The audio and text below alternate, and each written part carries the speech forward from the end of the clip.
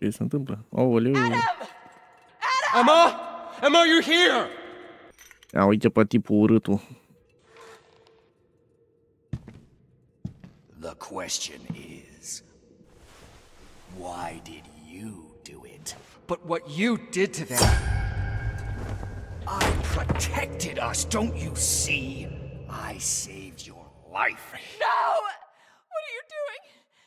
No! Salutare și bine v-am găsit la un nou episod cu The Beast Inside. Oameni, tocmai ce v-am coborât în pivniță data trecută, dacă mai țineți voi minte. Am început capitolul 13, adică ar fi, nu sunt sigur dacă e ultimul, dar cred că ne apropiem în orice caz. Hai să vedem ce găsim pe aici. What's going on? Where's that voice coming from? Care voice, tata, că n-am auzit niciun voice. Trebuie să apăs eu aici ca nebun un click. Oleu, eu spar la ureche. Un tunel? Haide prin the tunnel. Happening right now? Ce se întâmplă? Oleu. Emma! Emma, you here? Mă, uite capul meu, tata, așa că m-a pierdut. Deci, suntem, la urmă suntem Adam, adică personajul nostru, sau suntem Nicholas? Sau suntem amândoi? I must have lost my mind. Mă, să fie unul și același. Bine, Nicholas clar nu poate să fie unul și același cu Adam, pentru că e vorba de... nu știu, ceva 100 de ani, ceva de genul, nu știu. Adică maxim să zici să fie, nu știu, străbunicul sau bunicul, ceva.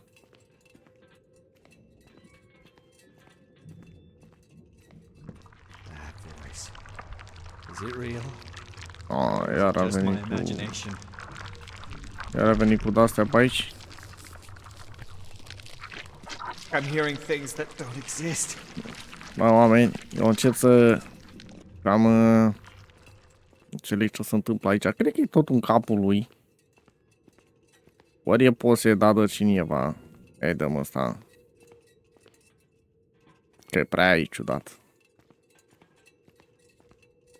E fix pe urmele lui Nicolas, adică el vede fix ce a văzut Nicolas sau a făcut Nicolas, nu știu. Scurt, eu zic că cred că Nicolas era cam omul rău în poveste. Sau în orice caz avea legătură cu ceva. Îl controlează, pe el se întâmplă ceva, cineva îl controlează, mai mult ca sigur. It's just like Cât oglinda asta e aici, așa că... There's no coming back. Cine e asta? Ăsta e Nicolas. Am dat în oglindă? Deci ăsta e Nicolas, cam lampa, nu? Nu mai mi-o dă. Da, e Nicolas, las.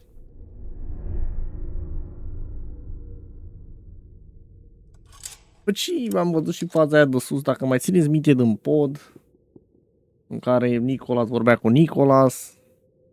Am o vagă impresie că Nicolas era controlat de cineva. Acum, nu știu, acel cineva controlează și pe Adam. E o legătură acolo. Ia uite pe tipul urâtul. Tipul cu mască. you can't get away. Hear me. You're not going to get away with it. I know what you did. I followed the trail of your crimes. I've been to all the places you've spilled blood. There's just one thing that remains a mystery. No. Why? That's beyond my grasp. So many people have died. Speak up. Tell me why.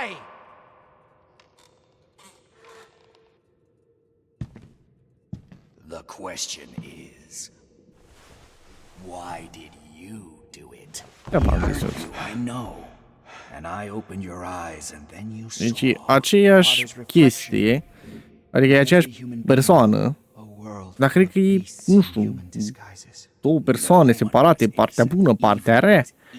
Ori bestia e, da, se numește The Beast Inside. Poate se referă la bestia dinăuntru lui Nicolas, cum ar veni. Just think about it. Your father's partner, that old crook, desperate to get rid of us. The detective, a vulture feeding on the tragedy of commoners.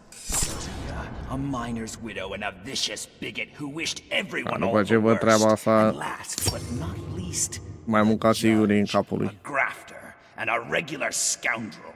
I've seen worse. Right, your father, a true role model for that small community.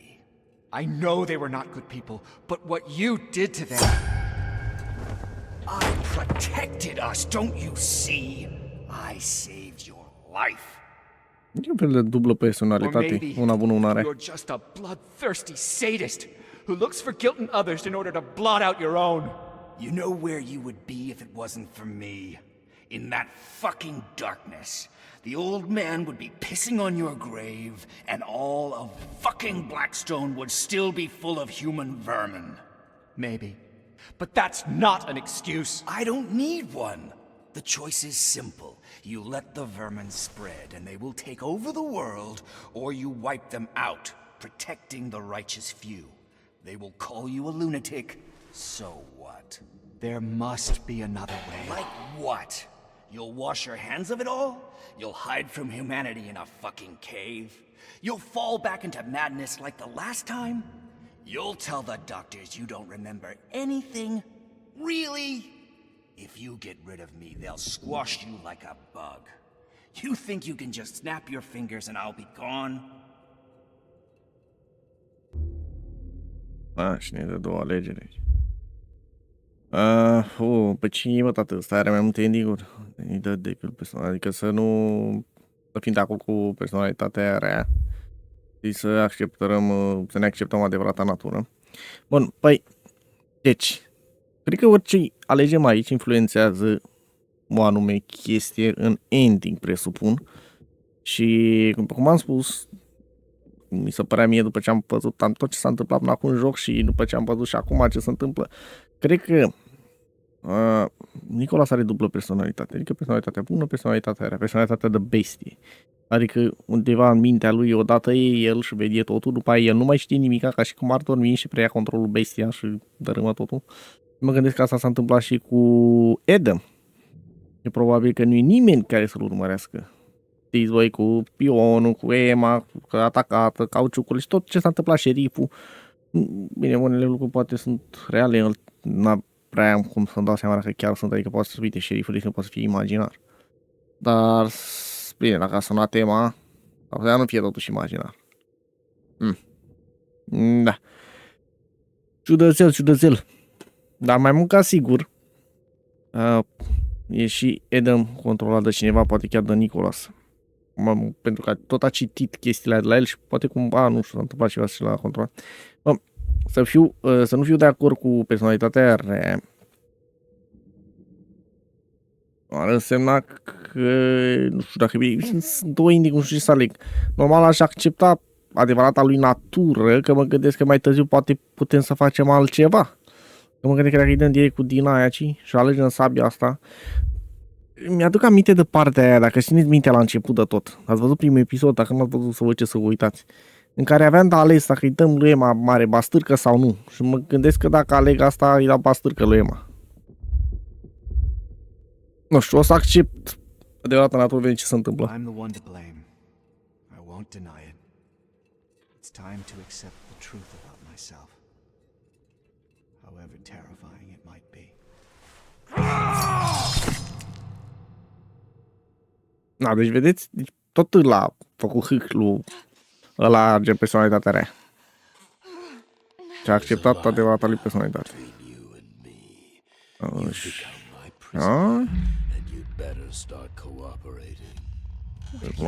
Ăsta e un spion What are sau... you trying to achieve?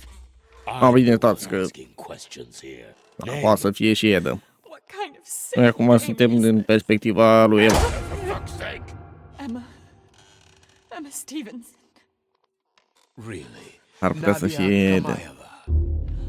In the 60s, you underwent training Ah, in one of și the că- KGB centers in Russia. Nu știu, cineva a trimis... Or did you know?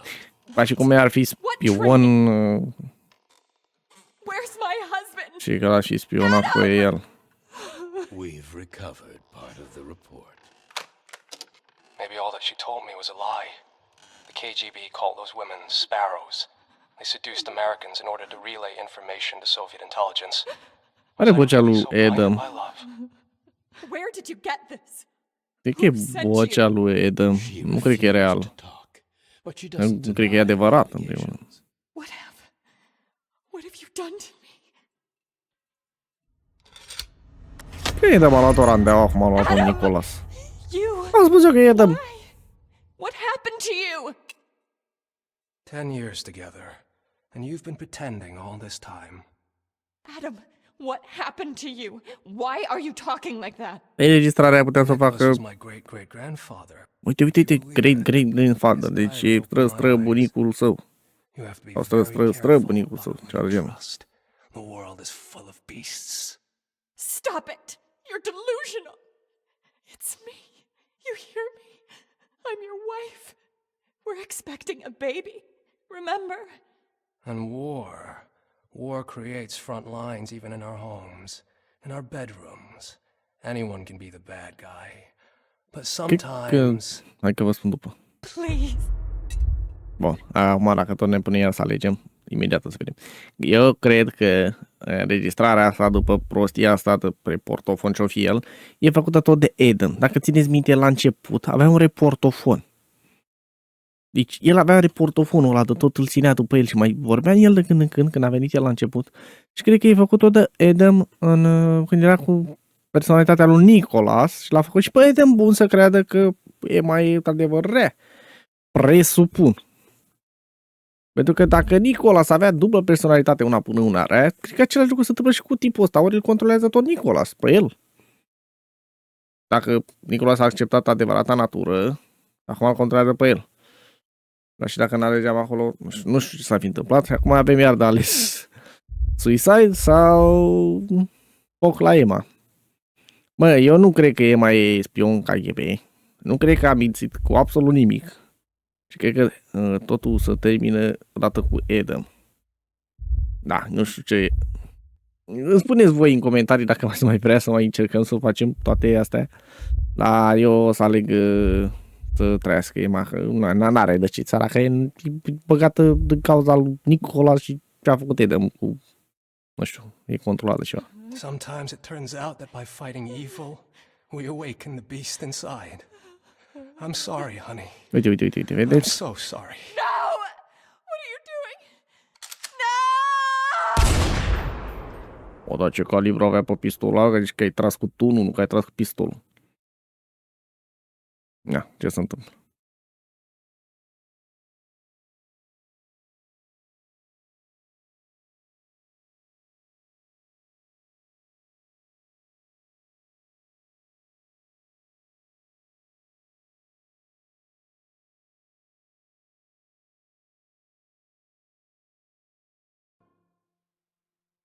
Bun.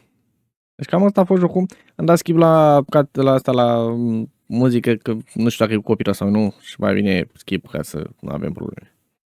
It's time to hunt. Sfârșit. Bun, deci asta a fost unul din ending-uri. Ending-ul pe care l-am făcut eu. Spuneți voi în comentarii dacă vreți să mai facem și celelalte ending-uri. Sau dacă... Deși, nu știu, de preferat eu l-aș fi lăsat doar pe ăsta pentru că mi se pare ending-ul corect. Ăsta mi se pare ending-ul corect în care s-a terminat totul. Bine că oricum cred că nu știu dacă mai pot să mai fac, presupun că era un beca la o salvare dacă vreți neapărat să-l facem. Dar eu zic că ăsta a fost ending-ul corect pentru că 100% o luase la îndeaua din cauza la ăsta de aici, caietul ăsta. Adam și... nu cred că avea rost, dar Emma ce bine avea săraca că a luat ăsta ranteaua că a venit aici. Și era controlat de cineva sau chiar de Nicolas, m-am spus, nu sunt sigur. Bun, cam ăsta a fost finalul jocului. M-am spus, dacă poți să vrei să facem, dacă se strâng multe mai faci, dacă nu ăsta rămâne final. Dacă se strâng multe like-uri la episodul ăsta și mai multe comentarii să vedem dacă chiar vrei să facem și celelalte ending-uri sau nu. Dacă nu, ăsta o să fie finalul și o să începem cu un alt joculeț, o să vă pun eu zilele astea pe canal să votați următorul joc horror pe canal. Bun. Până data viitoare. Dacă v-a plăcut The Beast Inside, dacă vă place seria horror, nu uitați să apăsați butonașul de like, vă abonați la canal, apăsați pe clopoțelul acela pentru a fi notificați în momentul în care să postez un nou episod. Aveți și linkul către grupul de Discord în descriere și noi o să ne auzim pe data viitoare. Pa, pa!